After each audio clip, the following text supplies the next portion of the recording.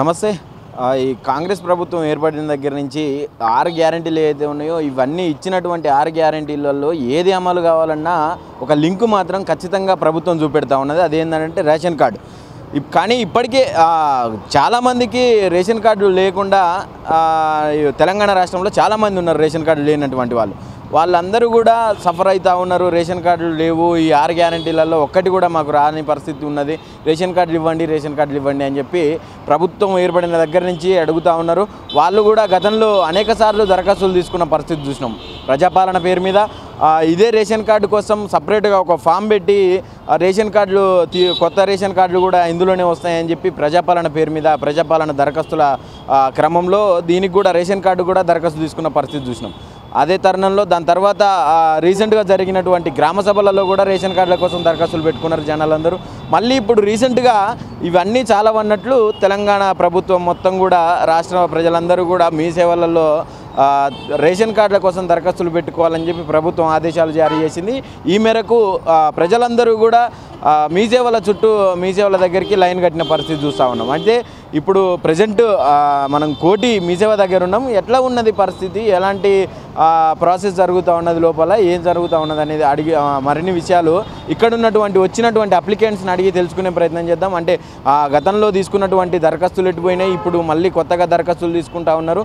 దీని మీద ప్రజలు ఎట్లా రియాక్ట్ అవుతున్నారు, మళ్ళీ ప్రజలు కూడా ప్రభుత్వానికి సపోర్ట్ చేసే దిశగా ముందుకు పోతున్నారా, లేకుంటే అసలు ఎట్లా ఏం జరుగుతూ ఉంది లోపల, దరఖాస్తుల పేరు మీద అసలు ఏమేమి చేస్తూ ఉన్నారు, ఎన్ని డాక్యుమెంట్స్ వీళ్ళు అడుగుతూ ఉన్నారు, ఎలాంటి లిటిగేషన్స్ పెడతా ఉన్నారు అనే మరిన్ని విషయాలు కూడా ఇక్కడ ఉన్నటువంటి వచ్చినటువంటి అప్లికేషన్స్ అడిగి తెలుసుకునే ప్రయత్నం చేద్దాం.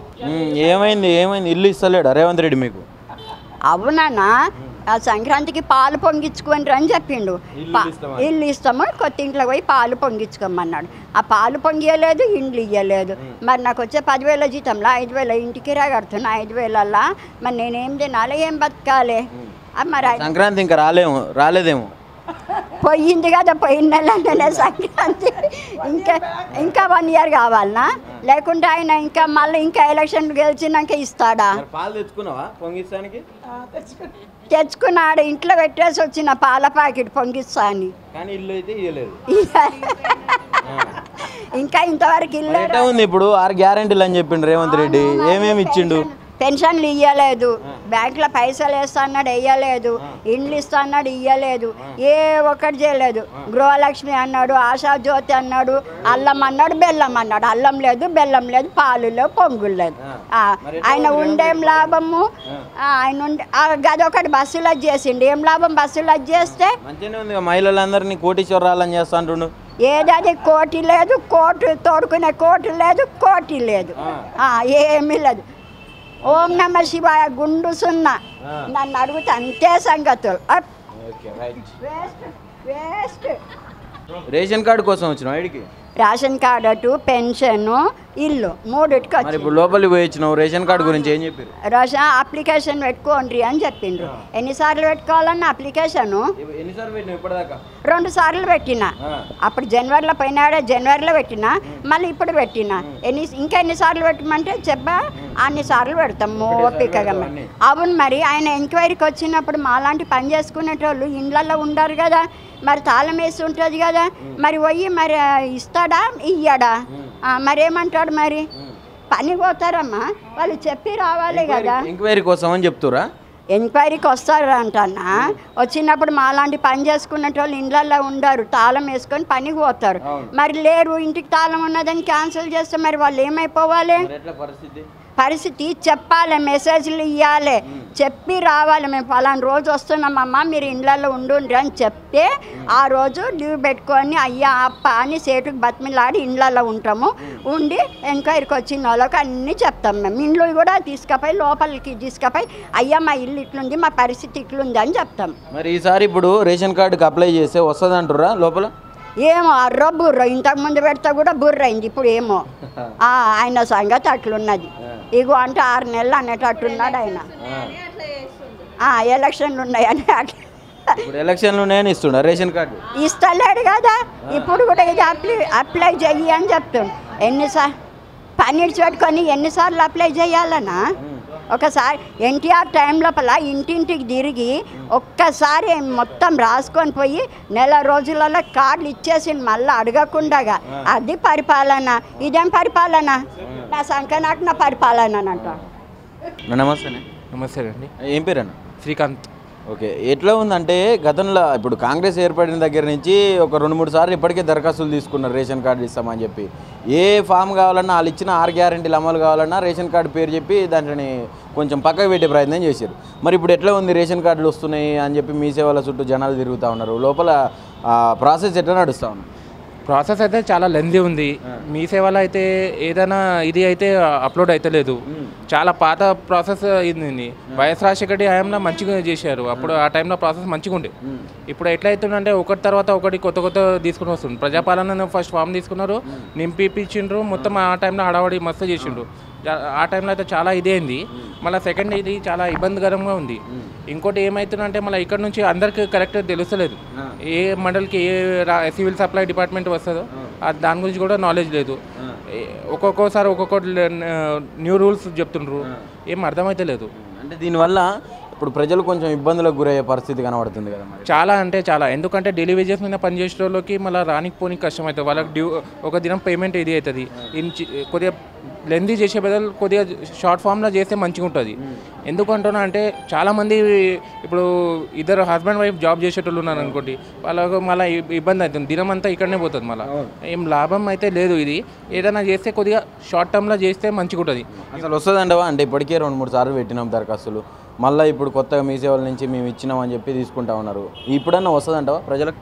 నేను వచ్చే అయితే ఛాన్సెస్ అయితే తక్కువ అనిపిస్తున్నాయి. ఇప్పుడైతే చాలా ఇది చేస్తుండ్రు, మొత్తం మైనస్ చేస్తుండ్రు. అంటే ఏదో వరకు ఏముంది ఏం లేదు, దాంట్లో చాలామందికి కట్ అవుతున్నాయి. అదే ఏమవుతుందో ఏమో చెప్పలేము. నాకు అనిపిస్తుంది చాలా ఈ సార్ట్అవుట్ చాలా చేస్తారు. అది కరెక్టే ఉంది, మీరు చెప్పేది కూడా సార్ట్అవుట్ చేయాలి. ఎవరు ఏముంది ఏం లేదు అది మీరు కరెక్ట్ చేయాలి. అది ఇంతకుముందు అయితే ఎవరంటే వాళ్ళు అప్లై చేశారు. ప్రజాపాలనలో కూడా చూశాను, మర్సిడీస్లో వచ్చి కూడా అప్లై చేశారు. నేను నా సొంత నేను ముందుకు చూశాను. నేను అనేది ఏమన్నంటే ఏదైనా చేస్తే మీరు షార్ట్ ఫామ్లో చేయండి, డిలే అయితే చేయకండి. ఎందుకంటే చాలా ఇబ్బంది అవుతుంది. చాలామందికి ఫ్యామిలీస్కి ఎట్లా పెళ్ళి అయినాక కూడా వాళ్ళ పేరుని ఇది చేయాలి. మళ్ళీ హెల్త్ గురించి కూడా చాలామంది అది ఆయుష్మాన్ భారత్ ఇంకా ఆరోగ్యశ్రీ ఇద్దరు కొలాబరేషన్ చేశారు. దాన్ని మళ్ళీ బెనిఫిట్స్ కూడా దాని గురించి కూడా చాలామంది ఇది ఇబ్బంది అవుతుంది. నా మదర్ కూడా క్యాన్సర్తో చనిపోయినారు. ఆమెకు కూడా చాలా మా పాత క్యాన్సల్ అయిపోయి ఉండే. అప్పుడు ఆధార్ కార్డు ఇది అప్డేట్ లేకుండే. ఆ పాత 2002ది నాది 4ది క్యాన్సల్ అయిపోయి ఉండే రేషన్ కార్డు. దాంట్లో చాలా నేను సఫర్ అయ్యాను. దాని గురించి మళ్ళీ అప్లై చేస్తున్నాను. నేను కూడా పేషెంట్ ఉన్నా. ఆరోగ్యశ్రీ అది బెనిఫిట్స్ గురించి నేనైతే ఇది చేస్తున్నాను అట్లా. ఎందుకంటున్నా అంటే మెడికల్ ఫెసిలిటీస్ కూడా చాలా ఘోరంగా ఉంది. ఎందుకంటే రేట్లు కూడా చాలా ఎక్కువ తీసుకుంటారు హాస్పిటల్ గురించి. ఏమన్నా బెనిఫిట్ అవుతుందని హెల్త్ గురించి పరం గురించి అయితే ఫస్ట్ అదే ఉంది థింకింగ్. రైట్, చూసినాం కదా. అంటే ఇప్పటిదాకా ఎవరైతే ప్రజలందరూ కూడా ఇక్కడికి వచ్చినటువంటి అప్లికెంట్స్ అందరూ కూడా మేము ఆల్రెడీ గతంలో ఒక 3-4 సార్లు ఇదే రేషన్ కార్డు కోసం దరఖాస్తులు పెట్టుకున్నాం. కానీ ఇప్పటిదాకా కూడా మళ్ళీ అవే దరఖాస్తులకు అంకితం అవుతుంది మా జీవితాలు. కానీ మాకైతే ఇప్పటి వరకు ఎలాంటి రేషన్ కార్డులు అయితే ఇప్పటిదాకా రాలేదు. సంవత్సరంన్నర అవుతుంది కాంగ్రెస్ ప్రభుత్వం ఏర్పడి, ఇప్పటిదాకా కూడా రేషన్ కార్డులు అయితే మాకు రాలేదు. సంవత్సరంన్నర నుంచి దరఖాస్తులు తీసుకుంటానే ఉన్నారు. మళ్ళీ ఇప్పుడు కొత్తగా దరఖాస్తులు కావాలని చెప్పి మీ సేవలకు పంపిస్తూ ఉన్నారు. ఇక్కడికి వస్తే పరిస్థితి చాలా గందరగోళంగా ఉంది. ఎందుకనంటే ఇక్కడ చాలాసేపు వెయిట్ చేపిస్తున్న పరిస్థితి చూస్తూ ఉన్నామని చెప్పి, ఇలాంటి సమస్యలు ఎదుర్కొంటున్నాం అని చెప్పి ప్రజలు కూడా ఆవేదన వ్యక్తం చేస్తూ ఉన్నారు. అంటే ఇక్కడికి వచ్చిన వాళ్ళని గంటలు కూర్చోబెట్టడం కానీ, లైన్లో నించోబెట్టడం కానీ, ఏమంటారు ఇచ్చినటువంటి తీసుకున్నటువంటి దరఖాస్తులు ఏదైతే ఉన్నాయో దానికి ఒక అక్నాలెడ్జ్మెంట్ ఇచ్చి ఇది మీ ఇంట్లో ఉంచుకోండి, మీకు సర్వేకి వస్తారు, మీకు మెసేజ్ వస్తుంది అని చెప్పి పంపిస్తున్న పరిస్థితి చూస్తూ ఉన్నాం. కానీ ఎప్పుడు ఏంది అనేది ఒక సడన్ డేట్ కానీ టైం కానీ చెప్పలేకపోతూ ఉన్నారు ఈ మీ సేవా అధికారులు కూడా. ఇందులో కూడా చాలా టెక్నికల్ ఇష్యూస్ వస్తూ ఉన్నాయంట. ఇప్పుడు వచ్చినటువంటి వాళ్ళే పదే మళ్ళీ మీ సేవా సెంటర్లకు తిరగడం జరుగుతుంది. ఇప్పటికీ దాదాపుగా ఒక 3-4 రోజుల నుంచి కూడా వచ్చినటువంటి వాళ్ళే 3-4 రోజుల సంది మీ సేవా సెంటర్లకు తిరుగుతున్నామని చెప్పి కూడా ఇక్కడ ఉన్నటువంటి అప్లికెంట్స్ చెప్తా ఉన్నారు. ఈ ఇచ్చిన అప్లికెంట్స్ అంటే మేము ఇచ్చిన అప్లికేషన్స్ ఇప్పటివరకు ఇచ్చిన అప్లికేషన్స్ ఎటుపోయినాయి, మళ్ళీ కొత్తగా ఎన్ని అప్లికేషన్స్ తీసుకుంటారు, ఇంకా ఎన్నిసార్లు అప్లై చేయాలి, అసలు మాకు రేషన్ కార్డు వస్తుందా రాదా అనే సందిగ్ధంలో కూడా ప్రజలు ఉన్నట్టుగా మనకు తెలుస్తూ ఉన్నది. ఎందుకనంటే ప్రజాపాలన పేరు మీద తీసుకున్నటువంటి దరఖాస్తులన్నీ కూడా గ్రామ సభల పేరు మీద తీసుకున్న దరఖాస్తులన్నీ కూడా చెత్తకుప్పలు వేశారు. మళ్ళీ అందుకే ఇప్పుడు కొత్తగా తీసుకుంటున్నారు, ఇవి కూడా చెత్తకుప్పలనే వేస్తారని చెప్పి ఇక్కడ ఉన్నటువంటి కొంతమంది ప్రజలు కూడా వాపోతూ ఉన్నారు. కాబట్టి ఏదేమైనా సరే అంటే ఇచ్చినటువంటి 6 గ్యారెంటీలు అమలు కావాలంటే వాళ్ళకి ప్రభుత్వం నుంచి ఏ పథకం రావాలన్నా ప్రభుత్వం ముందుగా ప్రధానంగా చూపెడుతున్నటువంటి కారణం ఏదైనా ఉందంటే మీకు రేషన్ కార్డు కావాలని చెప్పి చెప్తా ఉన్నది. సరే ఈసారైనా మరి వీళ్ళకు రేషన్ కార్డు వస్తుందా రాదా, ఇంకా ఇలాగే ఇంకా ఈ 4 సంవత్సరాలలో కూడా ఇలాంటి దరఖాస్తులు ఇంకా ఎన్ని తీసుకోవాల్సి వస్తుందో అని చెప్పి మనం వేచి చూడాల్సిన పరిస్థితి ఉన్నది. కెమెరా పర్సన్ శ్రవంతో నవీన్, ఆద్య టీవీ, హైదరాబాద్.